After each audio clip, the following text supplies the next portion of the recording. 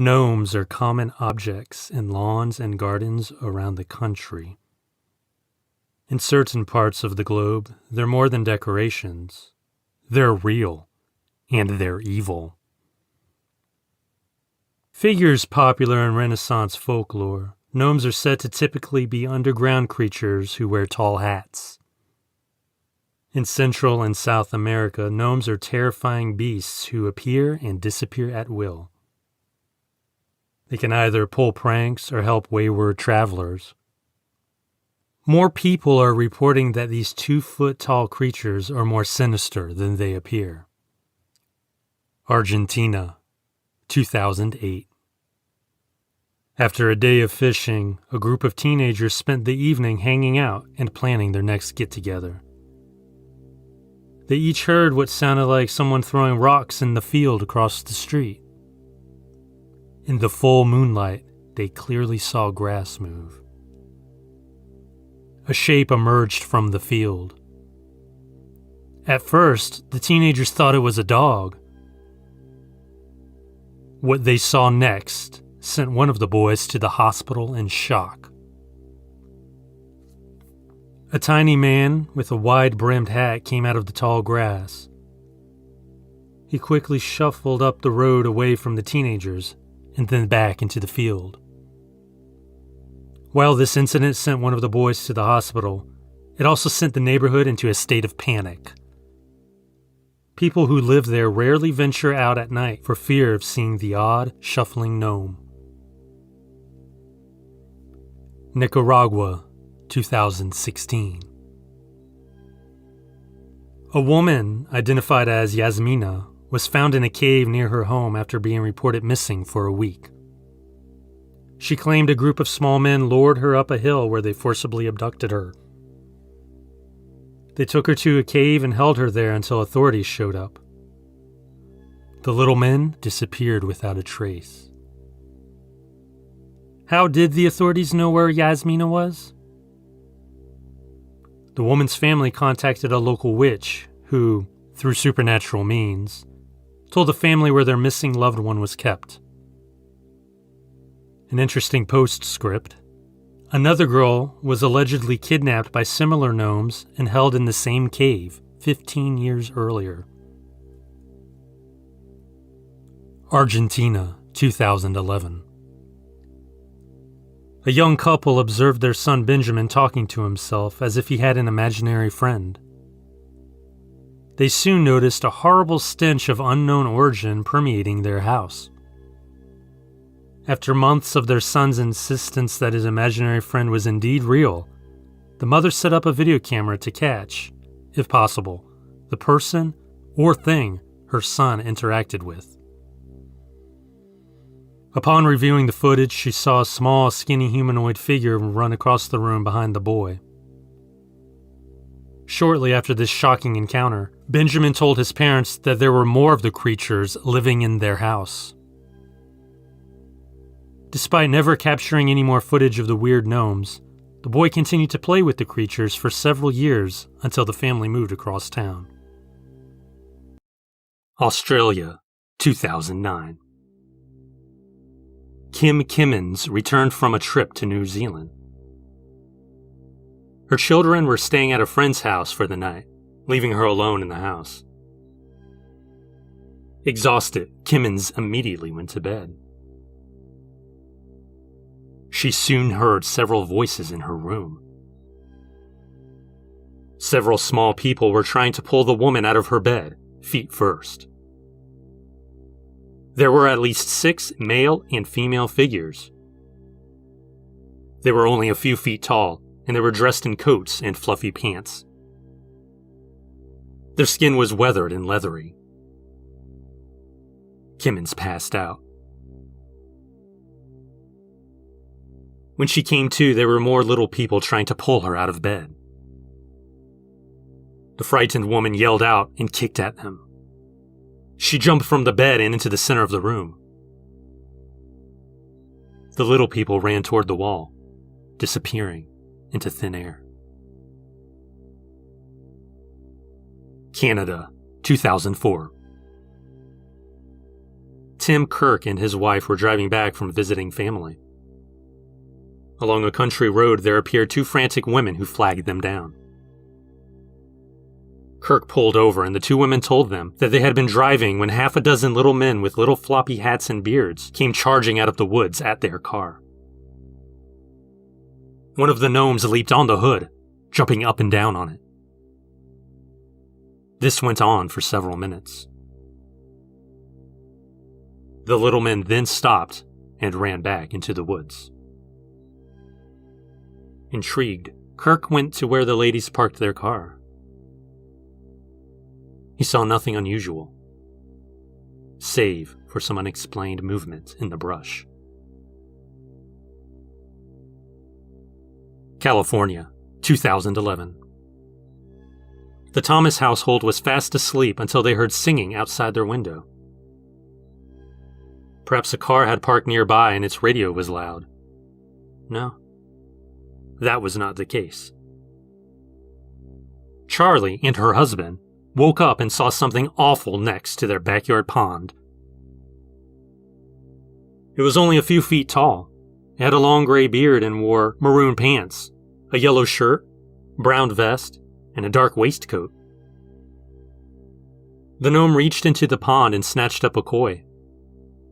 It then slowly dropped the fish into its mouth. Mr. Thomas opened the window and yelled at the creature. The gnome shot them the bird. The Thomases called 911. When the police showed up, the gnome was nowhere to be seen. The next night, the gnome returned and ate another fish. Before the Thomases could act, the gnome ran toward their door. The Thomases had a dog. And a doggy door. The Thomases ran to secure the doggy door. Although there were no signs of intrusion, the Thomases would not live another day in that house. They soon moved. Wollaton Park in Nottingham, England is known for its impressive greenery and the spectacular Wollaton Hall, but it is also the site of one of history's infamous gnome sightings. On October 29, 1979, a group of 6 school children were wandering the grounds in the late afternoon. They came to a fenced-off area where a lake was closed to the public. They soon heard the tiny chime of a bell, and then from the overgrown swampland around them came dozens of tiny little men. The men were about half the children's height. They all had white beards with red tips. On their heads were pointed caps. The children claimed they spent 15 minutes watching the gnomes before they left for home. When they told their parents and teachers, no one believed them. Their school's headmaster questioned them extensively and came to the conclusion that the children believed the incident happened, even if it really hadn't. As recently as 2016, there have been gnome phenomena in the park. It was reported that railways in the area were being haunted by the miniature humanoids to such a degree that train services were interrupted by the strange creatures. One witness saw a gnome lurking around a train embankment, fleeing after a train had come to an emergency stop.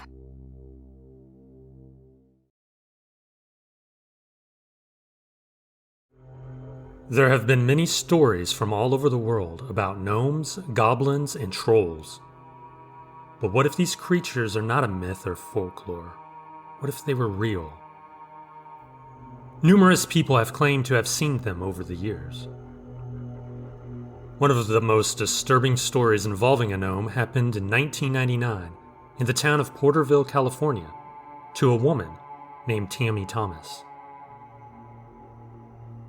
Tammy moved there with her 3 children and onto a 100-acre farm that had a small farmhouse right on the Thule River. But soon after moving there, Tammy started feeling like something was watching her and had an uneasy feeling every time she walked by the old barn, which was located near an isolated corner of the property. She also noticed most of the animals on the farm seemed to avoid the old building.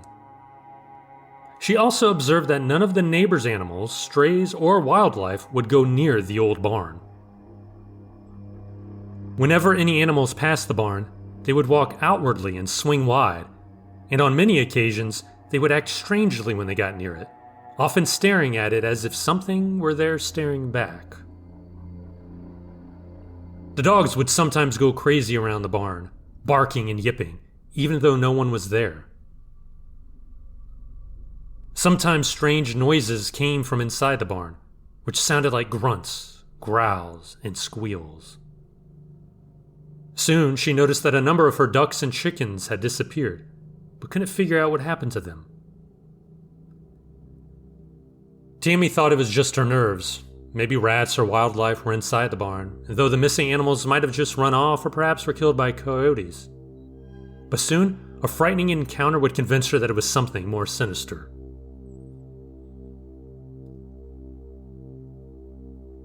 One evening, Tammy had just returned from town with her son and parked the car. As she exited the vehicle and went to get the groceries out of the trunk, she said she saw movement out of the corner of her eye. When she looked up, there was nothing there. She went back to getting the groceries. But almost immediately, there was another movement. This time, she also heard an insidious laugh. She would later say, "This time I heard a very freaky, very evil-sounding chuckle. I looked in the direction of the sound, and there, standing about 50 yards from my son and I, was what I can only describe as a gnome." It was a creature about 3 feet tall, which had a beard and was wearing baggy black pants, a gold-colored shirt, and a red pointy cap. For a moment, it just stood there, staring at her and her son with deep, dead black eyes, as if studying them. Then things took a frightening turn. Tammy would later say that thing grinned at her with a creepy grin spread from ear to ear. Its teeth were a gross brown and they were pointed. The thing had a bulbous nose and large, deep-set eyes. Though she really couldn't tell the color of them, she never got a closer look at them. She didn't know if it was wearing shoes or not. At that moment, she dropped her groceries, grabbed her son, and ran for the house. She slammed and locked the door behind her. She began hysterically telling her daughters what happened. Somewhere outside, the little man was still cackling. There was movement by the window. The terrified family looked out to see what it was. As they approached the window, they could see the top of the red-pointed cap come into view, which was extremely frightening because the window was located 8 feet over the ground.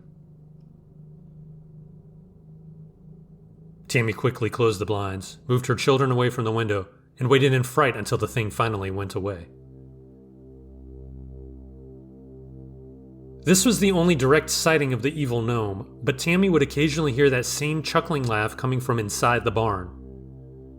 She would later say, "After that night, whenever the dogs barked or howled, we were pretty sure we knew what they were barking at. We were also pretty sure of where our missing poultry had gone." From time to time, they would hear weird, creepy chuckles and other noises coming from the old barn. Tammy and her family eventually decided to move away.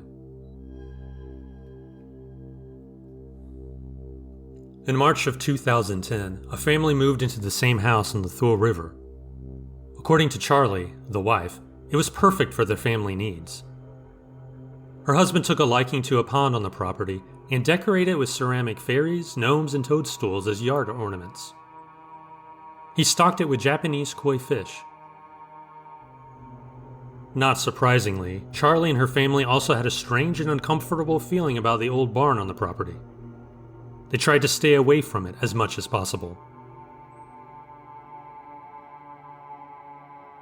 One night, at around 3 a.m., Charlie and her husband were woken by what can only be described as a raspy, gurgling singing. Charlie and her husband looked out their bedroom window, and what they saw defied reality. Standing by the pond and holding one of the garden gnomes was a creature that came out of a Grimm's fairy tale. As Charlie would later describe it, the creature was 2 or 3 feet tall, wearing maroon pants, a baggy yellow shirt with a brown vest over it, and a dark waistcoat. It had a large gray beard and was wearing a reddish-brown pointed hat. Charlie later said the most horrible part of the creature were its eyes and teeth. When it grinned, its teeth appeared to be jagged and pointed. The eyes were small and beady and had a dark, mean look to them.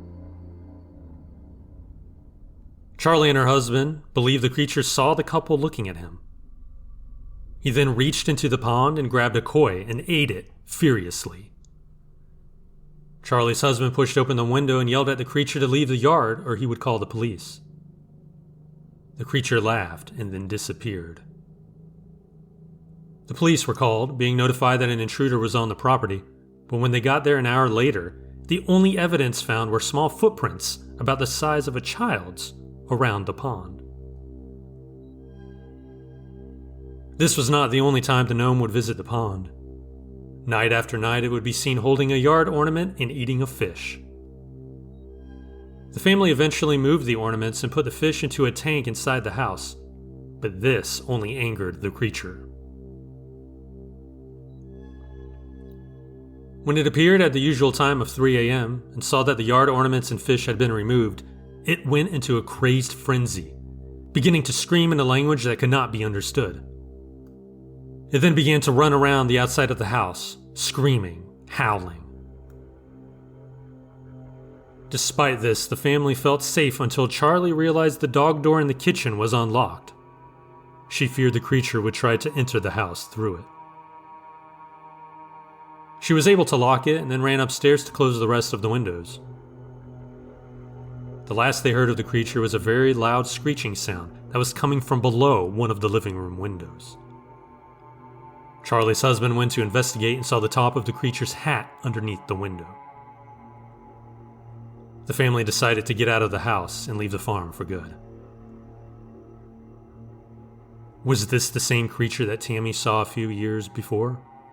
Or is there a larger and more sinister plan at work?